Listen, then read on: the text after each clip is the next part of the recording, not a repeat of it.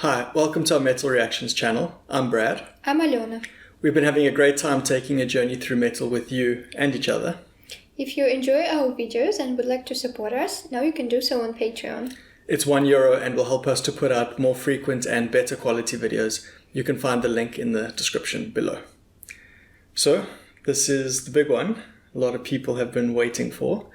Nightwish Army. We've done quite a few Nightwish songs before this. I've been saving this one. So we had a vote on our Patreon page, and needless to say, this one was the winner, Ghost Love Score. So you do know the song? Yeah, I think it is an old one that I heard before, but not with Floor.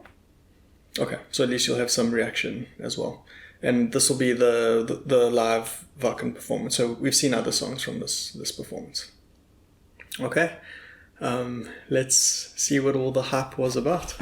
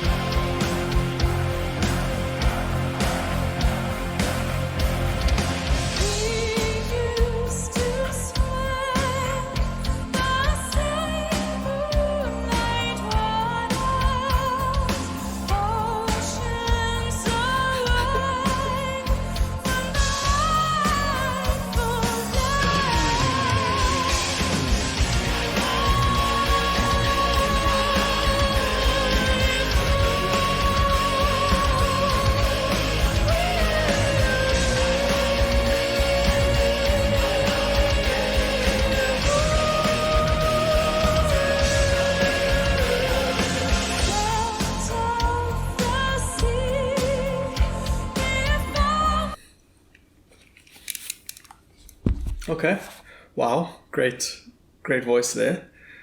Long highs that she was holding there. How does that compare to your the version that you know previously? Well, I think it's what I expected, more or less. I remember that it was heavy instrumentally also. Like, there was quite a lot going on, and I like those pipes playing there really high notes. I mean, I think it's kind of it's a well-known song, a very well-known. Except to me, apparently. Can listen to Nightwish, so yeah, I only expect the best out of it. Sure. You know. Okay, well, I'm enjoying the instrumentals there as well. So cool. Let's see where it goes.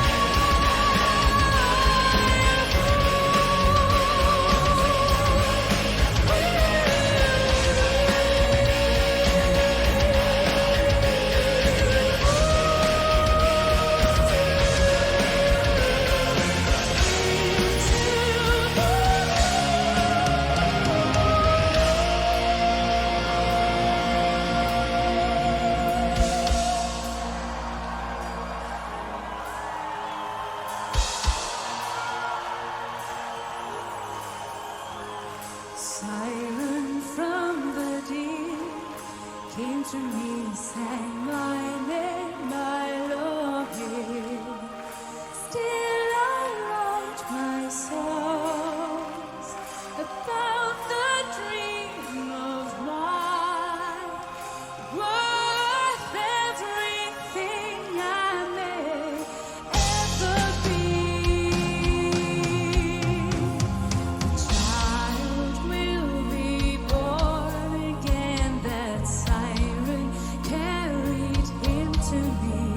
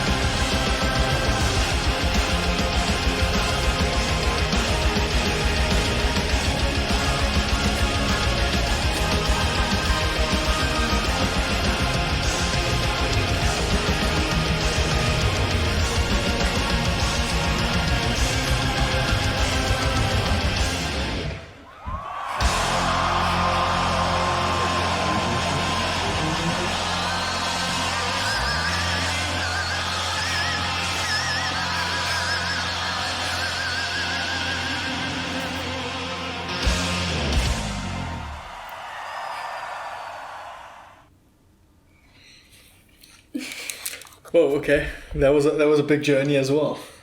I love long songs like that. They can build so many pieces and like ebbs and flows and ups and downs, and it's really like skilled songwriters and musicians can really paint such an elaborate story when they have like that span of time to craft their song over. I really enjoy long stuff like that. Okay. What else? There was so much. I mean, like where do you begin? I mean, obviously Floor's vocals like unbelievable. Even throughout, just like the sustained high notes were really good. But then at the end there was that like super high. Like I was getting like a little bit choked up for that super high as well. Like that was like hitting a spot there for me. The guitar work, I mean, there's various pieces where they'll have their own little thing. Like, you know, it can be like a nice, like a steady, heavy chug, or it can be like little solos, little lighter tones.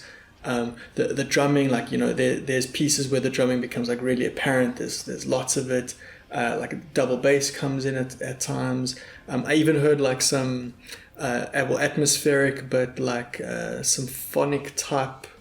I don't even know what the instrument would be, but in some of the quieter parts, there's so much to digest. Like just really, really good. And then, as I say, like because it takes you by surprise in places. So it picks up and it comes down and it picks up again and comes down, and you're not always sure where it's going to go, which is nice. I enjoy that in music. Like the unpredictability in music is great. Yeah, I think, at least from what I remember, in the concert, in the performance version, they added all those like small guitar solos, or like this piece at the end where they also continued a little bit with the guitar. I'm not sure it was really. I don't think it was in the recording that I've heard before. Yeah. So, and obviously when you watch the live performance, it's more emotional, and like you get into it more. The crowd and the performers both. Yeah, I was a bit puzzled. I remember in the recording, like before that, when I listened to it a long time ago, there was this like chorus in the background. I kind of was like listening to it, and I was trying to understand whether there is this like choir in the background or not. But I still didn't figure it out. I was like, do I hear it because I heard it before and I expect it there? Or there is really like someone in the background? You know, there's this repetitive phrase like, the fall will be with you. And people in the audience, they were also singing that, but I didn't really hear it in this version. So I'm not sure whether there was supposed to be like this choir in the background, or they just all know that there should be it, so they're just singing. They're doing what you're doing, expecting it there. Yes, exactly. So yeah, but obviously the voice, the Floor's voice is very, very impressive and like so powerful, and the whole song is such a feast of like sounds and instruments. And everyone gets their sort of moment of fame where they can just go and sort of improvise but still be within this whole concept. Yeah, that's really enjoyable. Yeah, but just on the live performance there as well, like Floor's interaction with the crowd, and then even like the members of the band, like almost like playing, like messing around with each other as well during the song. Like it's just adds to the live experience is so much better as a result. Like goes without saying, we've known from the beginning, people always say to do the live performances, but this is a great indication of why. It's just that it adds so much to the performance when they're doing it live in this manner, the way that Nightwish are able to do it live. Definitely. Okay, so lyrically, I'm not entirely sure. I'm getting like a love song of sorts. Well, it's in the name of the song. Sure. I don't know what the ghost part has to do with it, other than if it's like, I don't know, maybe some sort of fantasy or storybook. There was a small little instrumental part where it like broke down into like almost like a dark sound, and I felt like I was in a fairy tale, like when the villain is coming out or something like that. there was some sort of, okay, it's Nightwish, so you should expect it, but there was some fantasy feeling in there as well. I mean, I think this whole song is just the retelling of the story, and the way they're making in the music, like that. There was this large part when it was just all went quiet and just dark, and it's sort of intermission between parts of the story. That was really cool. Yeah, like a song like this that's so well done and over that spans of time, it does feel a lot more like a story than 3-minute songs do. Like it almost feels like it blurs the line between literature and music. It just feels like like poetry or something. Okay. Yeah, I started thinking when you said about those 3-minute songs, I was thinking that in my mind, like Nightwish songs, the majority of them have a story to tell, like this comprehensive long story with the beginning and end and characters and what's happening. But the songs that we listened so far, they were not like that at all. They were like about certain emotion or certain theme, but there was not actually a story. But from what I remember is that, most of the songs are the story. Like, I remember Over the Hills and Far Away or something like that. And there would definitely be, you can tell what's happening and you can recite it as a story to someone and it would still be, a good story, like apart from the song and apart of all the theme and emotions. Okay, so I mean, I haven't obviously studied the lyrics at all, just going through it here in real time, but I mean it does seem to be about just falling for someone, and all the ups and downs that come with it, like perhaps the scariness that comes along with it, or maybe even darkness that comes with it. Maybe it's giving a bit more balance to not just the light side of love, but maybe a little bit of the the darker sides or the scarier sides of love as well. But I'm not sure on that. What do you think? Well, I think because I think the name of the story, like Ghost Love Score, so it does say that it didn't end well. At least I don't know. Maybe I'm wrong. But all the colors of the story, it's all happening at night or in the memory or in the past. So I would say that maybe it's a story told by the ghost. And then all the story is just a memory of what happened before. And so after love has died? Maybe it's not actually like love is... I think, like, to me, this whole song is about the cost of love. So when you give up everything for your love, even when it's wrong, and you still let it be because you think that it's worth it, even though it destroys you and you have to give up like everything and even your life. But then, when they ask you, would you do it again if you knew how it happened? And you would still say yes, and you would still go and do it again if you had a chance, because you think that this feeling is just so, like, it's the best thing that can happen to you in life. So why not give everything to it? Like, I think the story is about a person who fell in love with a siren, maybe, or something like that. And the siren in mythology is not a creature; it's a dangerous creature that allures people with sinning and with beauty to their death. Exactly. So if we take at face value the song, so probably it's a sailor who was attracted by by the siren, by the creature, and knew that this would be the end of it, but his love was so great that he decided that it is worth it, and he didn't run away from it. And whenever, and in the song it still says, repeats many times, take me, cure me, kill me, so basically giving the other person all the control over the life and well-being of the future. And it even says here that this person doesn't have any future unless the past guided, because well, maybe it doesn't. There is no future like in the real life, but also in this, for the ghost, everything. He can't do anything. You know, life is over, so he can only live with the past memories. And as you say, this person's like knowingly, willingly giving into this, even knowing what the outcome will be. When it's saying "take me, cure me, kill me," like it's, up front. I know this will end badly, but take me anyway. Yeah, but I think that love is so great. It's such a great feeling that it's worth dying for. And it has like here relive the old scene of Adam and Eve, of you and me, forgive the adoring beast. So it has been this reference to the Bible, saying that maybe love was that first sin. Ah, I see. That could have been the cause behind. Okay. Because when you love someone, where is your love for God, basically? Well, I was thinking more like when you love someone, your judgment will fail you. you don't think logically.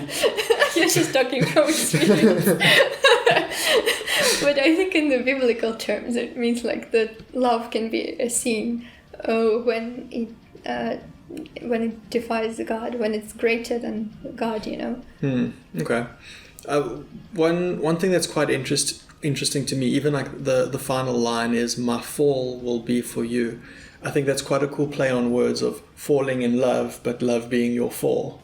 It's quite a clever little play on words there.